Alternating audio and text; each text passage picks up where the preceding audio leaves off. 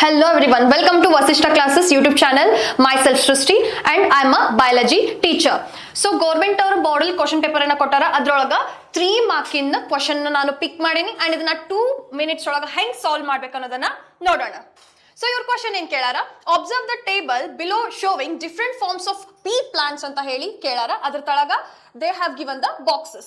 So seed color ಮತ್ತೆ flower position ಅಂತ ಹೇಳಿ ಇವರು ಕೊಟ್ಟಾರ. So seed color ಒಳಗ green ಮತ್ತೆ yellow ಅಂತ ಹೇಳಿ ಕೊಟ್ಟಾರ. green ನ dominant ಅಂತ ಹೇಳಿ dominant trait ಅಂತ ಹೇಳತಾರ, that is capital G ಇಂದ ಡಿನೋಟ್ ಮಾಡಾರ. ನೆಕ್ಸ್ಟ್ yellow ನ ಇದನ್ನ ಇವರು ಸ್ಮಾಲ್ g ಇಂದ ಡಿನೋಟ್ ಮಾಡಾರ, which tells us about the recessive trait. ಇನ್ನು flower position ಅಂತ ಹೇಳಿ ಬಂದ್ರೆ they have given the middle of the stem, middle of stem ಇಂದ ಸ್ಟಾರ್ಟ್ ಆಗ್ತದ flowering position ಅಂತ ಹೇಳತಾರ. capital A ಇಂದ ಡಿನೋಟ್ ಮಾಡಾರ, which is a dominant trait.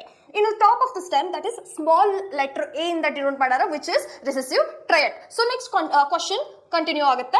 Write the indicator of the trait having green seeds and flowers at the top of the stem anta heli kottara. So green seeds matte flowers at the top of the stem anna heng ನೀವು indicate ಮಾಡ್ತೀರಿ ಅಂತ ಹೇಳಿ ಕೇಳಾರ.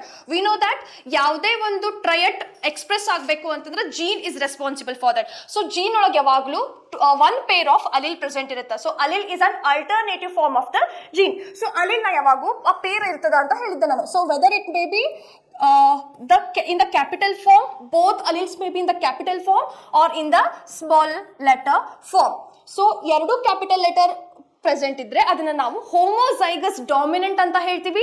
ಎರಡು letter ಏನಾದ್ರೂ small letter ಅನ್ನ ಕೊಟ್ಟಿದ್ರೆ ನಾವು recessive ಟ್ರೈಟ್ ಅಂತ ಹೇಳ್ತೀವಿ. ಇದನ್ನ ನಾವು ಹೋಮೋಜೈಗಸ್ ಕಂಡೀಷನ್ ಅಂತ ಹೇಳ್ತೀವಿ. ಸಪೋಸ್ ಒಂದು ಕ್ಯಾಪಿಟಲ್ ಲೆಟರ್ ಇನ್ನೊಂದು ಸ್ಮಾಲ್ ಲೆಟರ್ ಅಂತ ಹೇಳಿದ್ರೆ ಇದನ್ನ ನಾವು ಹೆಟ್ರೋಜೈಗಸ್ ಕಂಡೀಷನ್ ಒಳಗದ ಅಂತ ಹೇಳ್ತೀವಿ. ಸೊ ಯಾವಾಗಾದ್ರೂ ನಾವು ಡಾಮಿನೆಂಟ್ ಟ್ರೈಟ್ ಅನ್ನ ಬರೆಯೋಕ್ ಹೊರಟ್ರೆ ಇದರ ಹೋಮೋಜೈಗಸ್ ಕಂಡೀಷನ್ ಇಂದ ಆದ್ರೂ ನಾವು ಅದನ್ನ ಹೇಳ್ಬೋದು ಅಥವಾ ಹೆಟ್ರೋಜೈಗಸ್ ಕಂಡೀಷನ್ ಇಂದ ಆದ್ರೂ ನಾವು ಅದನ್ನ ಹೇಳ್ಬೋದು. ಓಕೆ, ಇವಾಗ ಕ್ವಶನ್ ನೋಡೋಣ. ಅವ್ರು ಏನ್ ಕೇಳಾರ, ಗ್ರೀನ್ ಸೀಡ್ಸ್ ಹೆಂಗ್ ಡಿನೋಟ್ ಮಾಡ್ತೀರಿ ಮತ್ತೆ flower at the top of the stem ಹೆಂಗ್ ಡಿನೋಟ್ ಮಾಡ್ತೀರಿ ಅಂತ ಹೇಳ್ಯಾರ.